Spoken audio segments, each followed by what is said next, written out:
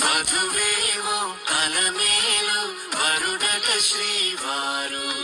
మనువాడి కలిసారు చెలిమి కలిమి ఒకరికొకరు ఈ జంటను దీవించగా దేవతలందరి నోట పలికిన చల్లని మాట శతమానం భవతి